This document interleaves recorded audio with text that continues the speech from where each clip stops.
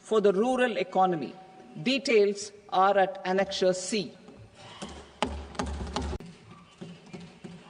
MSMEs as the second engine. Now I move to MSMEs as the second engine, which encompasses manufacturing and services with a focus on MSMEs numbering 5.7 crores. Currently, over 1 crore registered MSMEs, employing 7.5 crore people and generating 36% of our manufacturing, have come together to position India as a global manufacturing hub.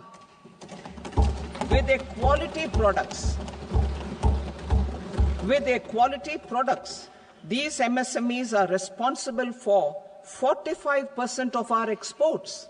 To help them achieve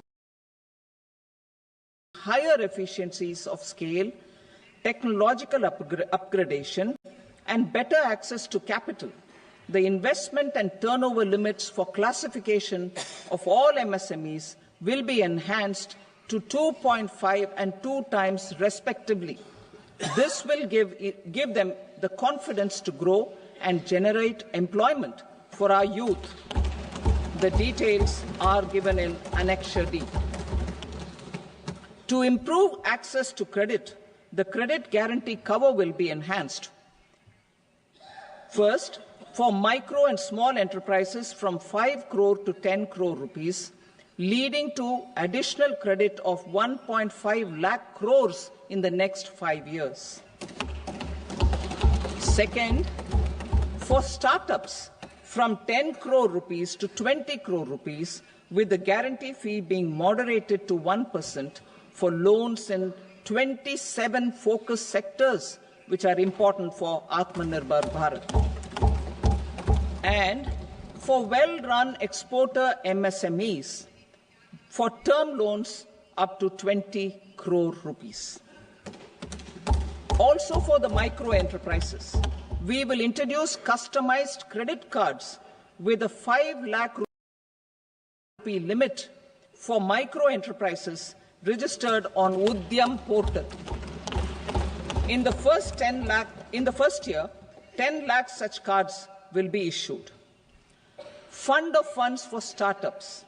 The alternate investment fund, AIFs, for startups have received commitments of more than 91,000 crores rupees.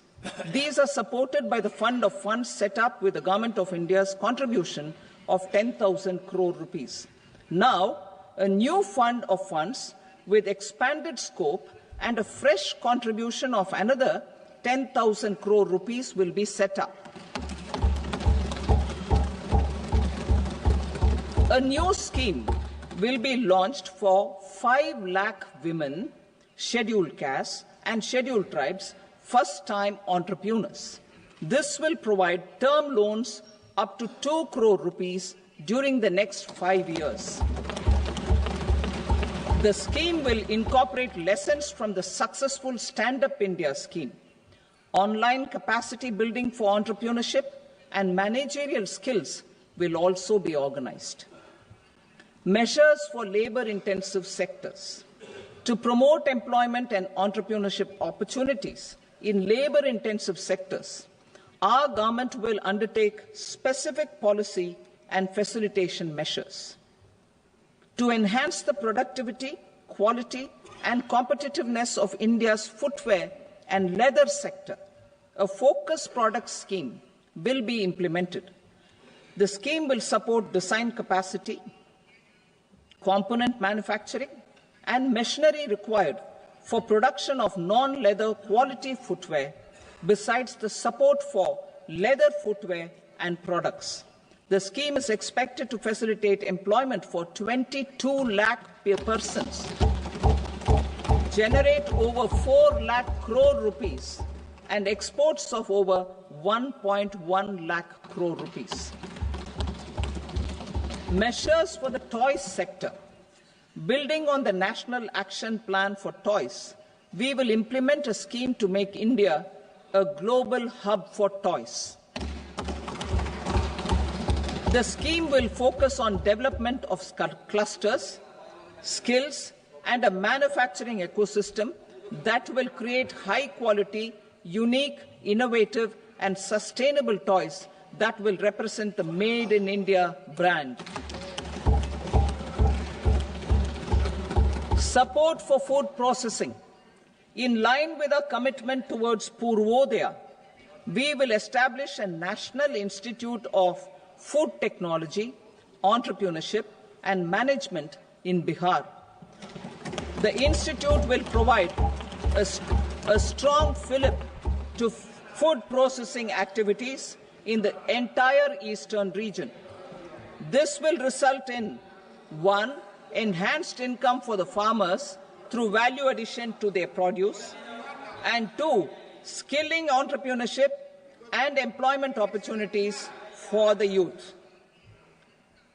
Manufacturing mission, furthering Make in India.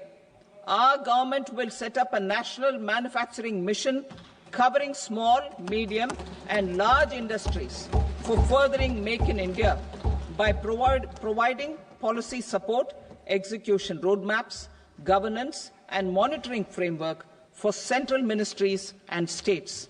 Details are in Annexure E. Given our commitment to climate-friendly development, the mission will also support clean tech manufacturing. This will aim to improve domestic value addition and build our ecosystem for solar PV cells, EV batteries, motors and controllers, electrolyzers, wind turbines, very high voltage transmission equipment and grid-scale batteries. Investment as the third engine. Now I move to investment as the third engine, which encompasses investing in people, investing in the economy, and investing in innovation. Investing in people. Saksham Anganwadi and Poshan 2.0. Saksham Anganwadi and Poshan 2.0 program provides nutritional support to more than 8 crore children, 1 crore pregnant women and lactating mothers all over the country, and about 20 lakh adolescent girls in aspirational districts and the Northeast region. The cost norms for these nutritional support will be enhanced appropriately. Atal Tinkering Labs.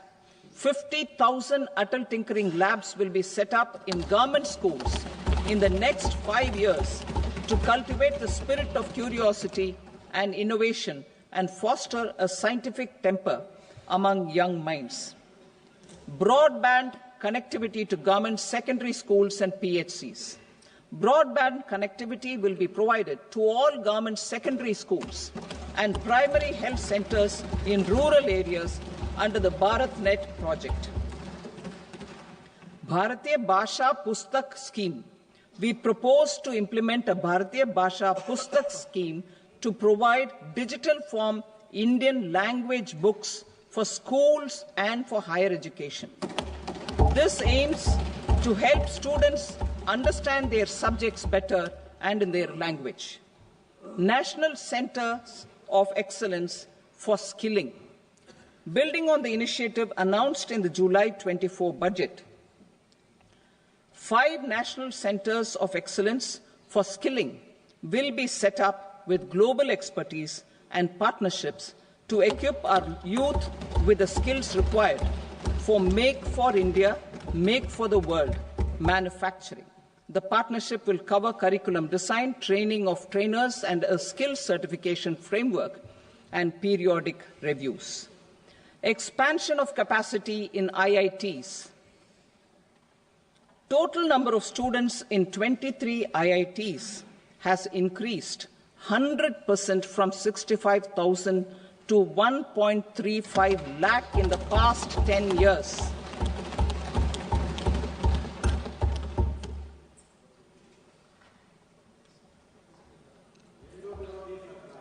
Additional infrastructure will be created in the 5 IITs started after 2014 to facilitate education for 6,500 more students. Hostel and other infrastructure capacity at IIT Patna will also be expanded.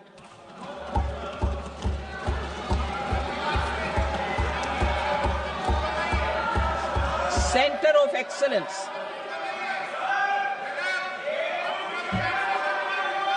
Center of Excellence in AI for Education. I had announced 3 centers of excellence in artificial intelligence for agriculture, health, and sustainable cities in 2023. Now a center of excellence in artificial intelligence for education will be set up with a total outlay of 500 crores. Expansion of medical education. Our government has added almost 1.1 lakh undergraduate and postgraduate medical education seats in 10 years, an increase of 130%. In the next year, 10,000 additional seats will be added in medical colleges and hospitals towards the goal of adding 75,000 seats in the next 5 years. Daycare and cancer centers in all district hospitals. Our government will facilitate setting up of daycare cancer centers in all district hospitals in the next 3 years. 200 centers will be established in 25-26 itself. Strengthening urban livelihoods. Our government has been giving priority to assisting urban poor and vulnerable groups. A scheme for socio-economic upliftment of urban workers will be implemented to help them improve their incomes, have sustainable livelihoods, and a better quality of life. PM Swanidhi scheme has benefited more than 68 lakh street vendors, giving them respite from high-interest informal sector loans. Building on this success, the scheme will be revamped with enhanced loans from banks, UPI-linked credit cards with 30,000 rupees limit, and capacity building support. Social Security Scheme for welfare of online platform workers. Gig workers of online platforms provide great dynamism to the new age services economy. Recognizing their contribution, our government will arrange for their identity cards and registration on the e-Shram portal. They will be provided health care under PM Jan Arogya Yojana. This measure is likely to assist nearly 1 crore gig workers.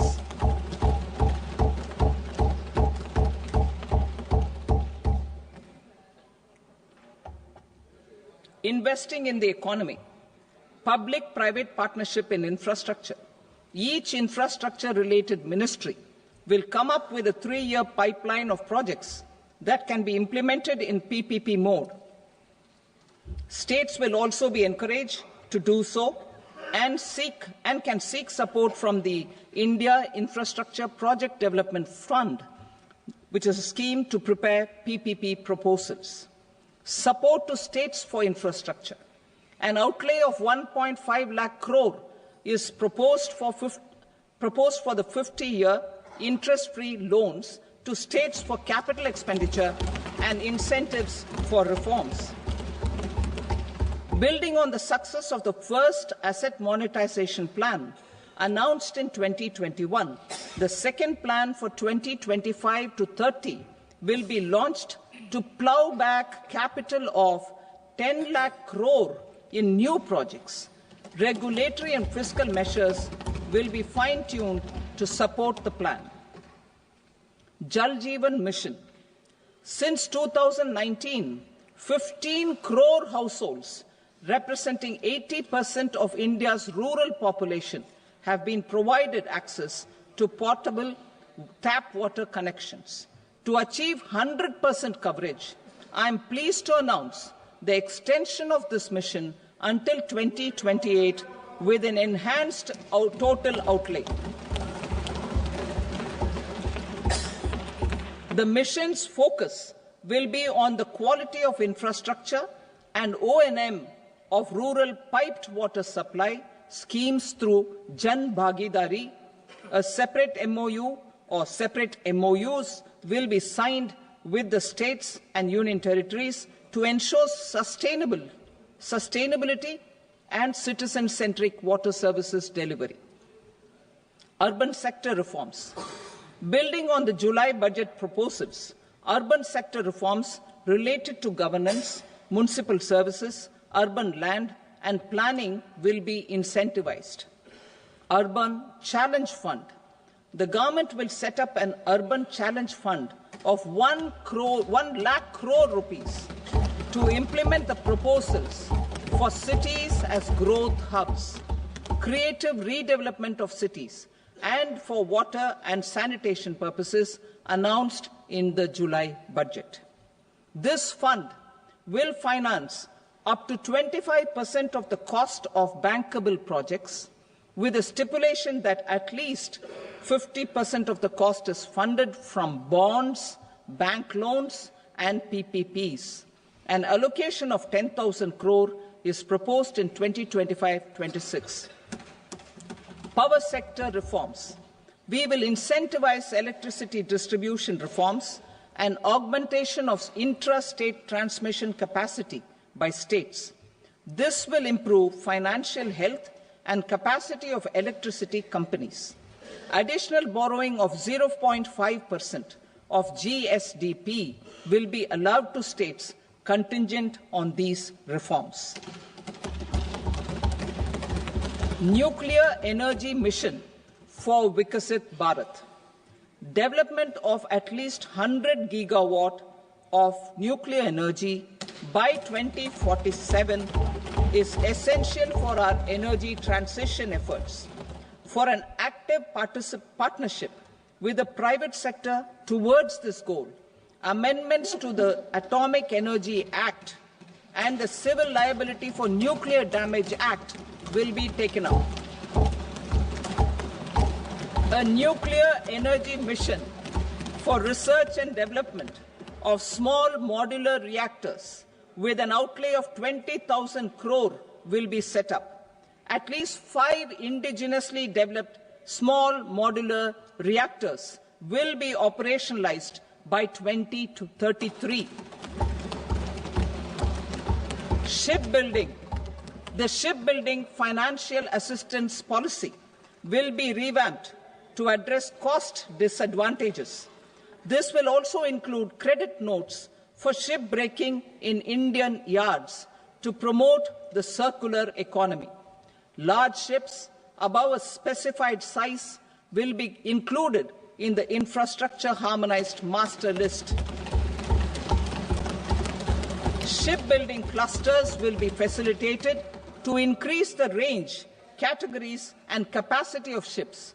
This will include additional infrastructure, facilities, skilling, and technology to develop the entire ecosystem.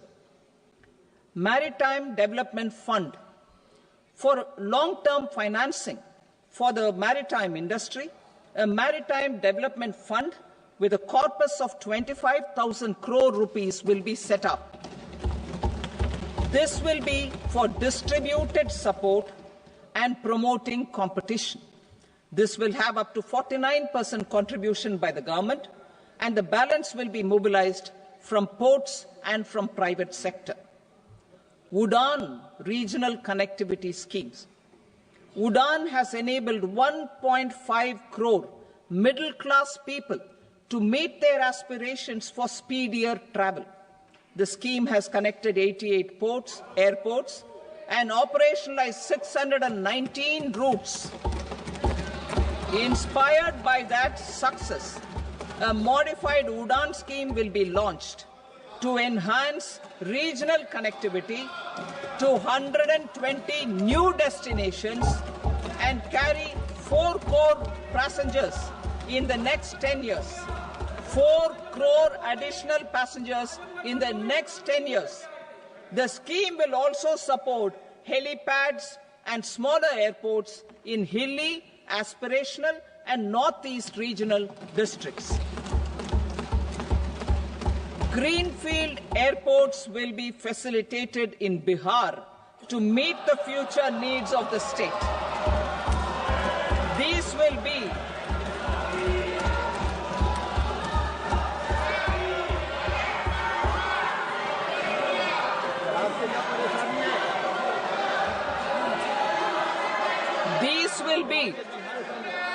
These will be in addition to the expansion of the capacity of Patna Airport and a brownfield airport in Beta. Western Kosi Canal project in Mithilanchal.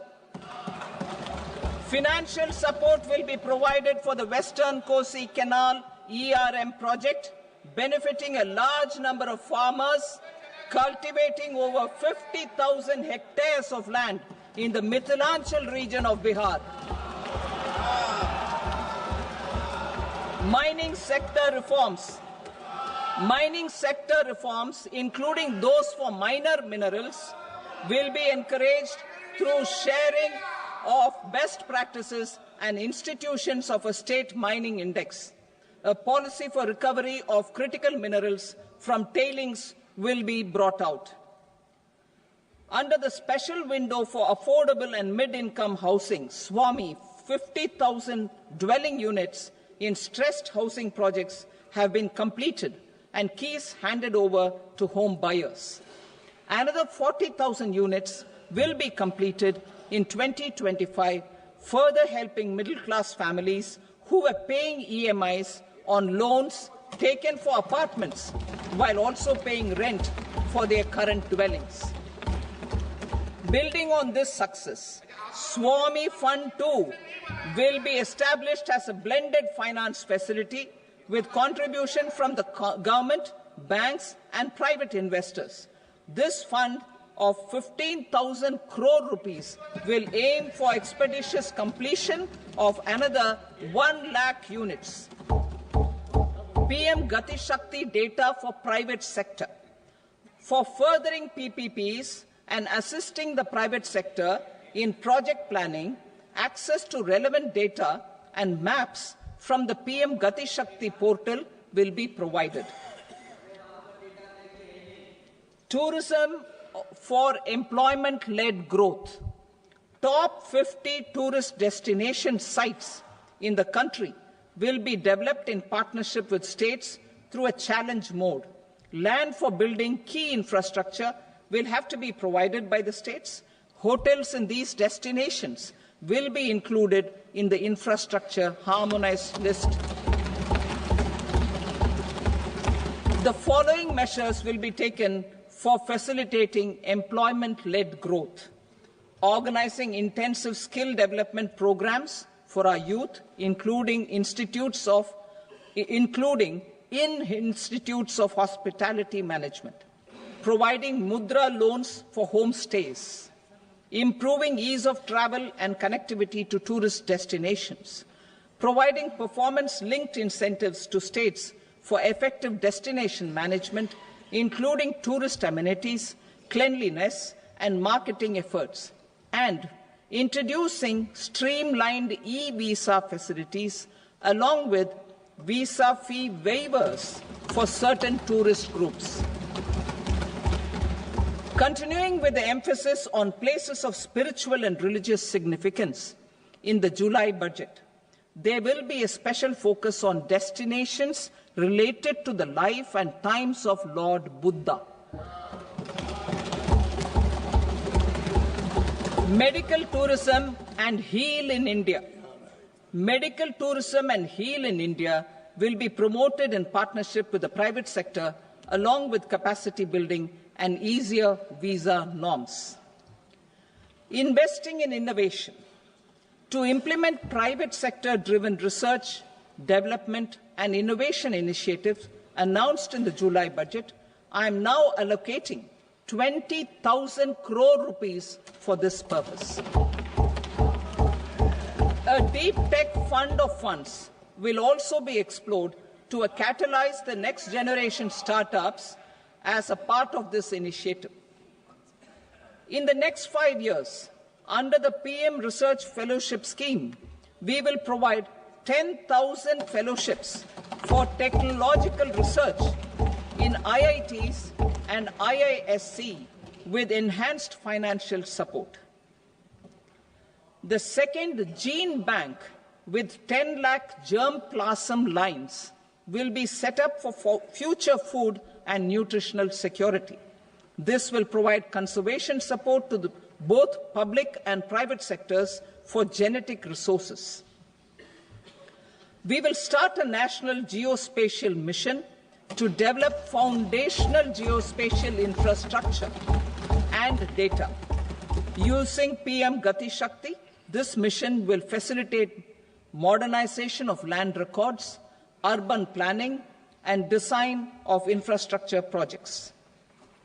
A Gyan Bharatam mission for survey, documentation, and conservation of our manuscript heritage with academic institutions, museums, libraries, and private collectors will be undertaken to cover more than 1 crore manuscripts.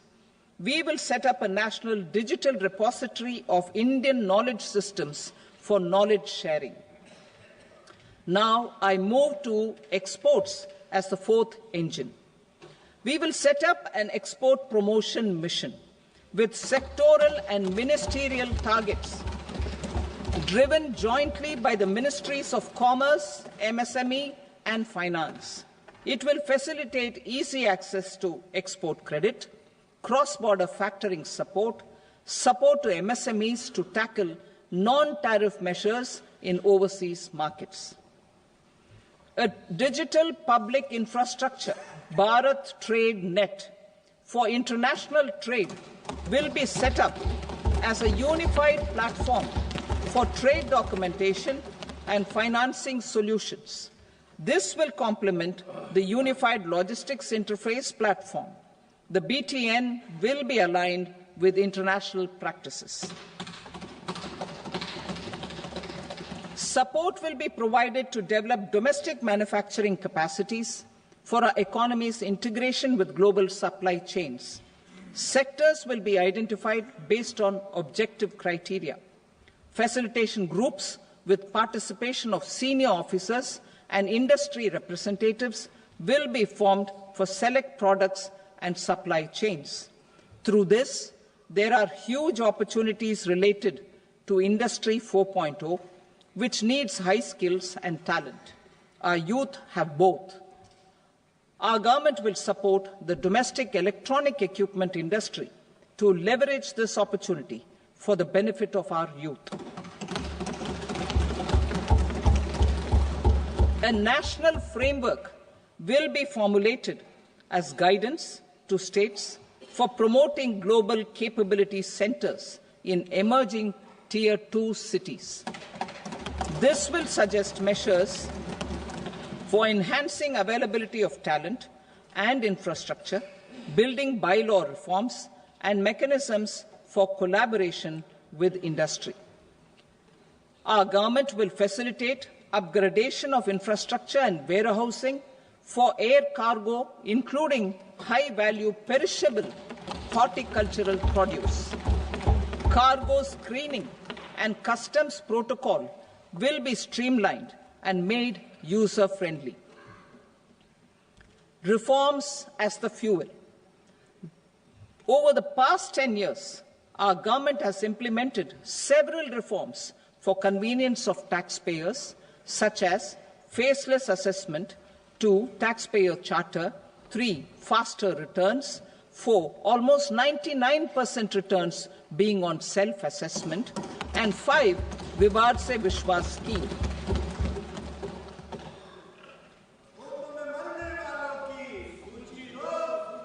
Continuing these efforts, I reaffirm the commitment of the Tax Department to trust first, scrutinize later. I also propose to introduce the new income tax bill next week. I will detail the indirect tax reforms and changes in direct taxes in Part B. Financial sector reforms. The FDI limit for the insurance sector will be raised from 74 to 100%. This enhanced limit will be available for those companies which invest the entire premium in India. The current guardrails and conditionalities associated with foreign investment will be reviewed and simplified. The services of India Post Payment Bank will be deepened and expanded in rural areas. NABFID will set up a partial credit enhancement facility for corporate bonds for infrastructure. Public sector banks will develop Grameen Credit Score framework to serve the credit needs of SHG members and people in rural areas. A forum for regulatory coordination and development of pension products will be set up. To implement the earlier announcement on simplifying the KYC processes, the revamped Central KYC Registry will be rolled out in 2025. We will also implement a streamlined system for periodic updating. Requirements and procedures for speedy approval of company mergers will be rationalized. The scope for fast-track mergers will also be widened and the process made simpler. As proposed in the interim budget, we signed bilateral investment treaties with 2 countries in 2024 to encourage sustained foreign investment, and in the spirit of First Develop India, the current model BIT will be revamped and made more investor-friendly. In the last 10 years, in several aspects, including financial and non-financial, our government has demonstrated a steadfast commitment to ease of doing business. We are determined to ensure that our regulations must keep up with technological innovations and global policy developments. A light-touch regulatory framework based on principles and trust will unleash productivity and employment. Through this framework, we will update regulations that were made under old laws. To develop this modern, flexible, people-friendly and trust-based regulatory framework appropriate for the 21st century, I propose 4 specific measures. A high-level committee for regulatory reforms will be set up for a review of all non-financial sector regulations, certifications, licenses, and permissions. The committee will be expected to make recommendations within a year. The objective is to strengthen trust-based economic governance and take transformational measures to enhance ease of doing business, especially in matters of inspection and compliances. States will be encouraged to join in this endeavour. An investment friendliness index of states will be launched in 2025 to further the spirit of competitive, cooperative federalism. Under the Financial Stability and Development Council, a mechanism will be set up to evaluate impact of the current financial regulations and subsidiary instructions. It will also formulate a framework to enhance their responsiveness and development of the financial sector. In the Jan Vishwas Act 2023, more than 180 legal provisions were decriminalized. Our government will now bring up the Jan Vishwas Bill 2.0 to decriminalize more than 100 provisions in various laws. I now move to fiscal policy.